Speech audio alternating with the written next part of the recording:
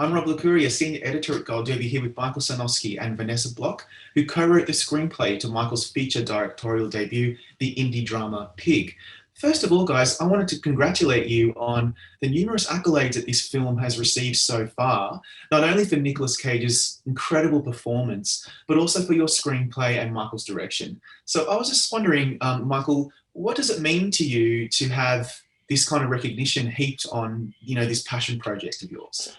I'm definitely still trying to process it. I mean, we certainly did not make this movie with any expectations like that. I mean, this movie was always kind of, we didn't go in with a lot of expectations. We had a script we cared about, and then it kind of snowballed. Nick got involved, and that was a shock. I mean, we didn't think we would be able to get an actor of that caliber, and then we pulled it off, and then people responded to it even more than we expected, and then there's this conversation around the awards. So I'm definitely still just kind of stunned by it. But no, I mean, it's been amazing. I mean, it's very cool. I take it as a sign that people are moved by the film and moved by Nick's performance, and that's the most exciting part for me.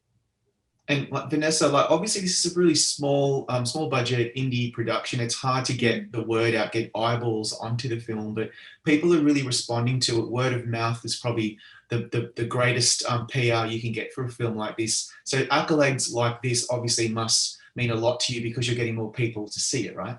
Absolutely. No, it's been an incredible journey with the film. And as we were talking about earlier, I think that ultimately, whenever you lead from a place of authenticity and truth, I think everything kind of works out as it's supposed to. And so the best thing that you can do as an artist is to just make something from a place of passion and honesty and commitment to kind of those, sort of higher ideas, and then hope that it's received in the spirit with which it was made. And it seems to be the case with this, which is incredibly gratifying. Yeah, absolutely. I can imagine it would be. Nicolas Cage is probably one of the greatest actors of his generation. I'm not even being hyperbolic. I've always believed that about him. He really is. He's so underrated, and I'm so grateful that this film came along to give him something worthy of his talent. And instead of asking you both how you came about to work with him, I'm actually more interested to know what it was like when you first met with him. What was your reaction to him, and did he meet your expectations, Vanessa?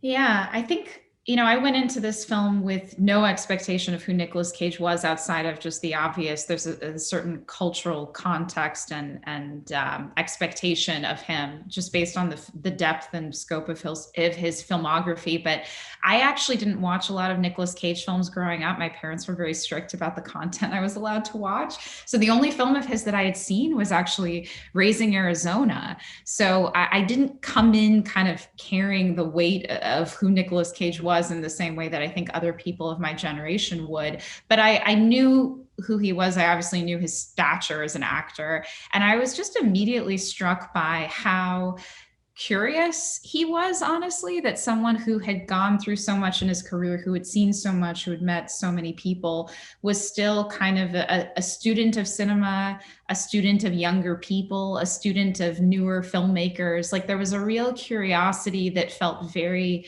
genuine to me, that I was struck by immediately and felt really spoke to a humility in him that I think is the reason for his endurance as an actor and his continued growth as a performer. He's really exceptional in that way.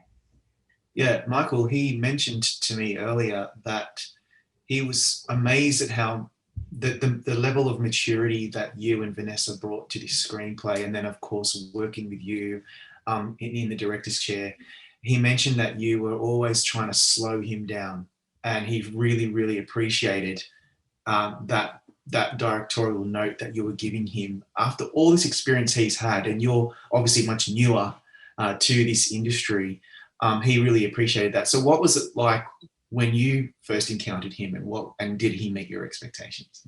Yeah, I mean, I think I tried to go in without too many expectations. I was his agents had initially suggested getting him the script. He had just moved over to WME, and Endeavor Content got involved with the project, and they said, "Hey, like this Nick's looking for interesting new stuff. Maybe he'd be into it." And initially I just didn't think he would go for something like this. I didn't think we'd be able to get him. but he read the script and really understood it and understood the character and loved it. So we got brunch one day, and yeah, I mean, just very quickly, any anxiety kind of faded away. I just could tell that he was the real artist and was really taking the material seriously, and just wanted to be a partner in the project, and just wanted to kind of do what was best for this script. So I mean, I think initially when you see Nick Cage walk into a restaurant, it's a little bit like, oh wow, this is happening. But yeah, he's just a guy that cares about what he does, and that was clear very early on. And from there, it was smooth sailing. I mean, they're always like, you have to figure things out with a project, but as far as collaborating with him, he was someone I could always really lean on, and he really understood the soul of the project. So that was a huge blessing for this. Also, just to be a great actor, I think you have to be fundamentally so deeply empathic, because you are literally shedding your own skin and stepping into the shoes of someone else. And so that sense of empathy, to be able to empathize with maybe Michael's anxiety or my anxiety about doing a feature for the first time, I think there was this ability to kind of connect to that in a very sensitive way, and to be supportive of what that might be like. And I felt that really strongly from him from the beginning. There was immediate reverence, respect, but also a sense of, okay, we know that you guys are novices here, and I'm going to do my part in supporting this sort of first venture into a pretty intimidating world. And it was really helpful also on set, because I mean, this was a 20-day shoot. It was a very quick, not a lot of money, and we had a really devoted crew in Portland. But also, it was my first feature, and it would have been easy for everyone to just kind of not take me seriously. But I think the fact that Nick took me seriously, and the fact that he deferred to me and looked to me and wanted to make sure he was doing what I wanted, it really kind of trickled down and just created a sense on set that, oh dang, like we are making a real movie here. This isn't just some whatever, like this is glorified student film. Because it could have been. Nick Cage cares about this. It could have been. It absolutely could have been. It could have gone down that road. From the thousands of people I've spoken to in this industry over the years, that person that's number one on the call sheet is so critical to the success of a film. You guys can write the best screenplay of all time, but you need to have your actors, particularly your leading man, really, really go in all 100%. I'm fascinated by the way this film deals with grief and despair. I think that's probably what I took away from it most. Rob, the character, is confronted once again with losing something he treasures and loves. He has to emerge from self-imposed exile. And for most of the film, he's disheveled, covered in blood, bruises, abrasions. Initially, I thought, okay, that's kind of, symbolic, showing what he looks like inside. But I also realized he doesn't care about his appearance. He's so laser focused on his journey through acceptance. And I'm just wondering, Michael, first of all, talk me through that choice, why he was made to look so bruised and broken. Yeah, I think you're right on that. For me, it was more about showing how focused he was and what he really cared about and where his priorities lay. And I mean, I think people can sort of read into it however they want, but that was my intention with it. And then on top of it, I think the film has it plays with absurdity. I never intended. I wasn't so worried about like, oh, is this realistic or not? It was always meant to be. There are lots of moments of kind of whimsy in the film, but for me, it just really expressed that aspect of his character. We had a strange situation though, where early on, producers and people said like, this is a little over the top for him to be bloody all the time. People would say something, and a couple of people say things. But the funny thing was, we did a makeup test with Nick and his makeup artist Pamela Warden in his hotel when we were trying to figure out the look, because we really had to get it down to a pretty efficient look. I think she had to do it in 30 minutes to 45 minutes every day. So we were running these tests in his hotel room, and then we decided to go get a coffee and lunch in his hotel restaurant, and he decided to stay fully in bloody makeup when we went down there. And the funny thing was, not a single person said anything about him being covered in blood. So I think at a certain point, when sidebar, Portland's tagline is "Keep Portland Weird," and so it's only in a place like Portland that you could get away with something like that. But yeah, so it was meant to be a little heightened, but as we discovered, I guess, you're not going to mention, if someone's covered in blood, you're not going to say anything to them. They didn't even know it was Nicolas Cage, by the way. No Yeah, one he really did not recognized look like him. Nick. I think it Between was the just, beard, he also gained weight for the role. So he really went through Yeah. a real physical transformation for this. That combined with the bloodied makeup, nobody knew it was Nicolas Cage. Wow. Yeah. He was unrecognizable. I want to talk about my favorite scene. You've probably spoken about this ad nauseum, but let's just go through it again. Obviously, Chef Finway? yeah, it's in the restaurant. Yes. Right? It's just like when Rob confronts Chef Derek, it is so breathtaking to me. It mainly focuses on David Nell, by the way, who just killed it in that role. so good. Agreed. Oh my God. He's great. He plays Chef Derek, for people who maybe don't remember. Rob calmly eviscerates the hubris surrounding him in that dining room. The camera closes in on David Nell's face, and we hear Rob speak to him in the background. And then Derek starts to subtly break down, and he acknowledges the truth and gravity of what Rob is saying, right? So I have seen that scene quite a few times because I was so taken aback by it. It's so simple and yet so effective. Michael, why did you decide to set it up like that? Because we could have just had it back and forth edited normally as a tour, but no, it was all on Derek and watching him break down. Why? So that scene actually very early on, the editor Brett Bachman, that was one of those scenes that he cut in the assembly cut, and it really did not change much from how he cut it. I mean, it was one of those scenes that just kind of always knew what it was. It was like a 9-page scene in the script. We shot it all in one day and ran it kind of as like a little play, and we would just run it all the way through. And it was that moment on set where you could sit back and like actually watch the movie play out in front of you. You weren't piecing something together. It was just, oh, this is this scene. And then I think that carried over into the edit. And it just kind of naturally worked that way. I mean, we always knew that it was very much about watching Finway kind of break down and seeing the effect that Rob's words have on him. But Brett just really found a beautiful rhythm to that. And I mean, we made minor tweaks, but it was a wonderful scene to watch get shot and be edited, because that was the moment where it was like, oh, this works. This will be okay. Honestly, and it's very much. Yeah. Oh, go ahead. No, just the magic of that scene began, I feel, in the casting process. Do you remember, Michael, the day that David Nell came in? Oh, we were yeah. in our little Portland casting office. Simon Maxell, our casting director, in the middle of Portland, and David Nell walks in and he sits down and he reads the scene cold with Michael and I, and it was just in the room we felt the electricity and the magic of that exchange. So it was immediately apparent from the beginning, this is the actor that has to play Finway. And then I feel like that set a certain tone that just kind of carried its way through the entirety of the process.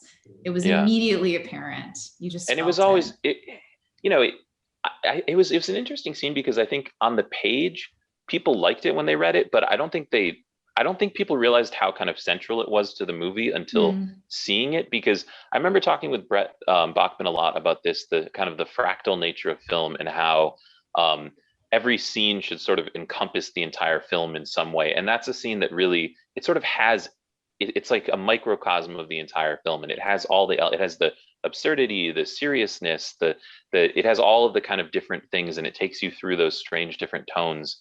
So getting that scene right was really important. And yeah, it's still one of my favorites. Yeah, and you're both being, admirably, coy about how a lot this is in the screenplay. There's a simple line, we've all heard it before when we talk about this film, and that's, we don't get a lot of things to really care about. Okay, so I've heard that before, but in this context, it was a gut punch. It was a very visceral gut punch, because not only is it about not settling for expediency and going for, and striving for passion, it's also about, I think the film at large talks about how art, food, whatever passion you're exploring or looking at, should be not just consumed, but kind of enjoyed. And there's so much going on in this film that you don't really expect when you start it. So I just wonder, Vanessa, where did that germ of that idea come from? This idea of actually worrying about things that you care about. I mean, I think it's just the nature of being human. I think that's kind of the great existential question, isn't it? I think that it's true that we don't get a lot of those things. And so can you be a little bit more specific in the question? I'm just not Yeah, totally well, clear. when we say we don't get a lot of things to really care about, do you agree that that is the central theme that underpins this whole film? Yes, I think that that's, yeah, I think it does, because I think the film ultimately is very much this meditation on loss. And I think that loss is felt, and grief has the staying power that it has because it's this removal of something that we really do care about. And so it's sort of it's when there's the absence of the thing that means something to us that we experience the sense of loss. And it's the journey to trying to find some sense of closure amidst the chaos that is the journey of life in a way. And I think that loss can kind of take so many different forms. I think for some, it's a real physical loss of losing someone in death. I think the loss can be the loss of a relationship. It can be the loss of a sense of one's identity. There's a universality to that loss. It doesn't have to just mean one thing. And I think in a way, the resonance of the film has been that everyone has connected to that kind of central idea. It's what we're all grappling with in this human experience. And we're feeling it very acutely right now with COVID and all of this insanity that's happening in the world. We're being forced to face that reality every day in a way that we hadn't prior to the film, and also in a way that I think makes the film coming out in the year that it did somehow more meaningful. Like I've thought about this a lot. There was such an expectation that this movie was going to be kind of a John Wick action style film, which we didn't write it with that intention. We didn't shoot it with that intention. This was a certain cultural association that was kind of forced onto the film just because of Nicolas Cage's involvement and his filmography that came before it. But I don't believe that people would be feeling this way about this film if COVID hadn't happened. It kind of forced us all into a space of introspection, a space of reconnecting with what really matters in the world. It slowed us down, to borrow from like the direction that Michael kept giving Nick, which is just slow the lines down, slow it down. It's like it forced us, I think, to slow down in a way, and really appreciate something like this. Absolutely. You took the words right out of my mouth. This period that we're living in right now, so challenging. And a film like this just was a nice little tap on the shoulder to remind me and people watching it that we need to slow down and kind of relish. And Michael, is that probably why it was decided to set this in the context of the culinary world and food? Yeah, I mean, I think that decision, it kind of relates to the last question as well. That decision came very organically from the core idea of, the initial idea was Old Man in the Woods with his truffle pig, and it was kind of unpacking what was so mysterious and interesting and moving about that image. And very quickly, it became clear that it would make sense for this person to have come from the culinary world.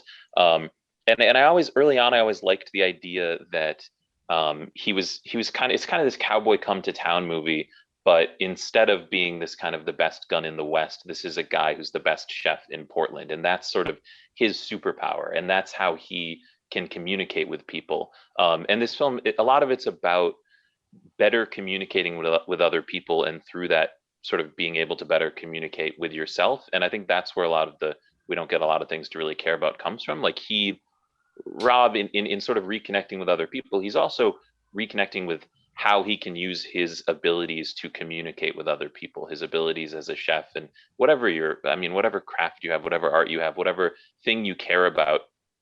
Oftentimes it's most meaningful as a thing for your inner world, but it's also a very meaningful way to reach out to other people and communicate in a very authentic way with them. So I think all of that was kind of wrapped up in yeah, it's a bunch Interesting of things. sidebar for that. It's funny because that was always the pulse of the script and the story. But in that moment, the day that we shot that scene at, it was a restaurant that's no longer in existence. It's called Sauce Box. It's in Portland. They had to shut down, unfortunately. But I actually, that line, when Nick said it on the day that we shot it, I didn't want to include it. And I actually talked to Michael. I was like, this line does not feel authentic to this moment. I feel like we need to cut it. It's too much. Rob would not express this as a moment. I was so wrong. And it was such a great moment of education for me, I think, from a filmmaking standpoint, where I realized that like the audience needed to hear that externalized in that moment. And I didn't feel, sort of outside of the context of the film, just shooting on that day, I felt like it was an overexpression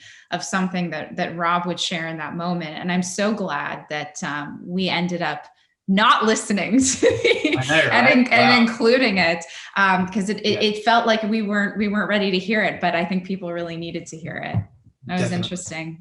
And it helps when Nick Cage is saying it too. Yeah, right? yeah. He could say anything and it would sound profound. Yeah, he can make. True. I mean, you write these monologues that could be goofy, but then Nick delivers them, and they're just beautiful. Beautiful. Yeah. My final question is, it's hard for me to put into words, but we've touched on this a couple of times already, but I was expecting a machismo revenge kind of film, right? And actually, I think this film touches on gender and the role that masculinity plays in many of in our lives, and how the women, there's barely any women in this film, but they are actually so central to the storyline. The wife who's passed away, the mother in the hospital bed, even the pig.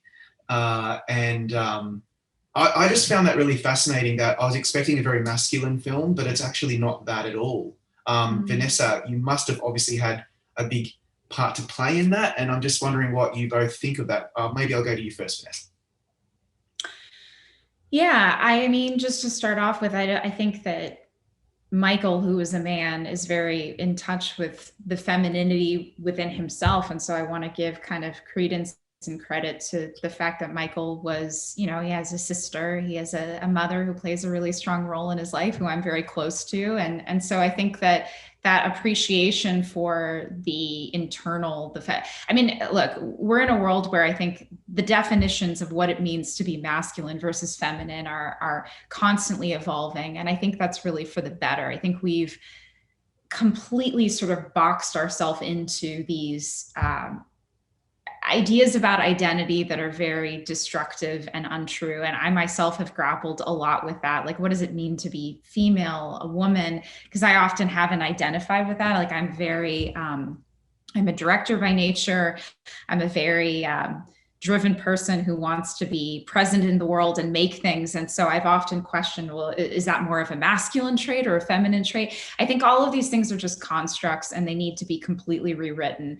So I'm excited by the idea that our film seems to present masculinity in facets of masculinity in a new light, in a way that people haven't explored before. I think that's healthy. I think that's important.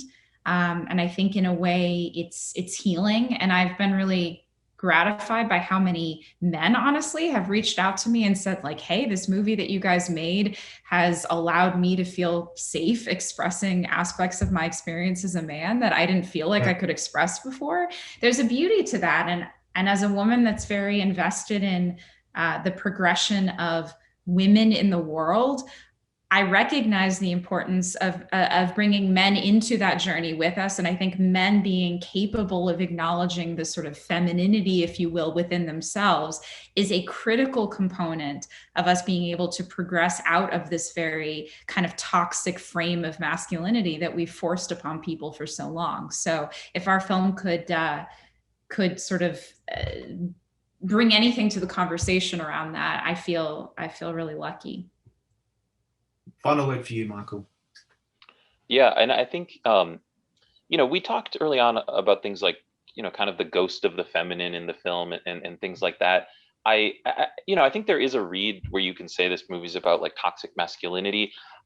I was aware of that stuff, but in general, I just kind of tried to ignore it. I think assigning certain characteristics, like being more emotional or in touch with yourself is a feminine trait. I think that's a little simplistic. So in general, I mostly just thought of this as people who were grieving and dealing with this. And I tried to, I think we were aware that we were playing in that territory a little bit, but I think at its core, we just tried to be really true to the characters and to what their emotional journeys were. And, I wasn't really trying to make too much of a statement about gender. I was just trying to make more of a statement about grief and about that emotional journey. But I think it's definitely naturally baked into it. And I think a lot of it probably comes from my life naturally. I mean, I lost my dad when I was a kid, and a lot of this movie was about sort of seeing how I was raised by my mom with my sister, and a lot of the character traits were things that I saw in them and in myself, in how we kind of dealt with that loss long term and how we had sort of constructed our lives. So, I don't think these are things that are exclusive to any one gender. I think it's just we're all figuring this out together. But yeah, I understand that culturally we have kind of certain understandings of how men might grieve differently, and we have expectations for that. But yeah, I tried not to speak too specifically about any of that. And honestly, the more that we can erase those lines and just respect the fact that we're all just a bunch of human beings trying to figure this out, and we embody all of those traits and vulnerabilities and fears and wants, I think the better we'll be as a species. And it's just we're desperately in need of that kind of sensitivity to one another's journeys. We so are. And I think you guys say it much better than I do as filmmakers and artists. That's what this film does. And it just proves that we're all human beings and we all feel. On that note, thank you for your time today. Thank you for Pig. I loved it, and good luck this awards. Thank you, Robert. Thank you so much. Thank you. It's lovely to meet you.